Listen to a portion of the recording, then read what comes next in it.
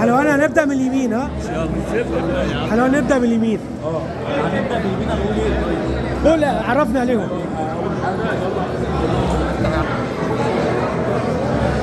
عبد العرض يا جماعه. كل حاجه احمد شيري. بشكر الفنان احمد الحلواني على التكريم الجميل ده، وهو ابونا كلنا وكلنا بنتعلم منه. انا سيد علي طبعا هشام شيكو. هشام شيكو. محمد عبد يا جماعه. بشكر عم احمد على فينا في الايفنت ده.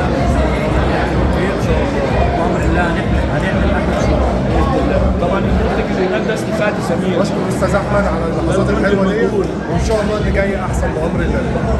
طبعا الاستاذ سيد الشافعي ولا شعره تحتاج ودرجه مأذون ونقيب عامل مأذون. شرفت بيك. بنطلب من سعادتك الضحكه الحلوه والابتسامه عشان الدنيا تبقى. ايه الجديد طيب؟ ايه الجديد؟ لا احنا شغالين على طول يا سيد على السوشيال ميديا. مين بيكتب؟ مين شغالين على لا هو في السوشيال ميديا مفيش كتابه، في افكار. الافكار دي احنا بنجتمع مع بعض وبنرتجل.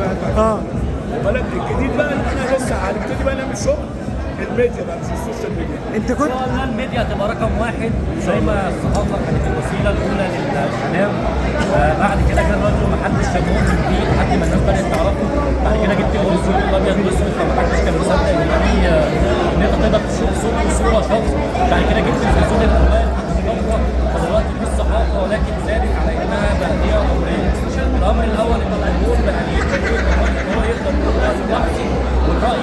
الامر الثاني ان اي حد بقى يقدر يبقى صانع محتوى، ولكن الجمهور هو اللي بيحدد. بس الجمهور هو اللي بيحدد مين صانع المحتوى كويس ومين صانع المحتوى اللي ما ينفعش نعمل بس التجربه مع احمد الحلواني اللي كلمنا عنها.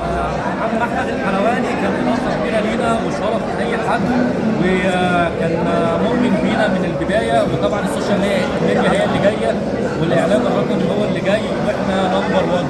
هو كان بيقول انا بكره السوشيال ميديا وبعد كده ده قبل ما يقابلنا يشتغل معانا. اي حد بيقابلنا ويشتغل معانا بيعشق السوشيال ميديا. وخلي بالك من حاجه كمان عايز اقول لك عليها يا سيد، ان فعلا بجد والله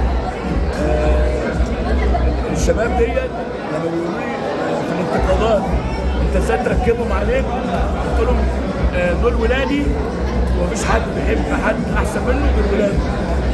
عايز اقول لك ان هم ولادي واتمنى ان هم يكونوا احسن مني. ده شيء مهم جدا. بامر الله احنا الاعلام الجديد ان شاء الله. ان شاء الله ال5 سنين الجايين الميديا هتكون هي الاعلام الجديد، ويعلموا على كلامي ونتقابل بعد 5 سنين ان شاء الله.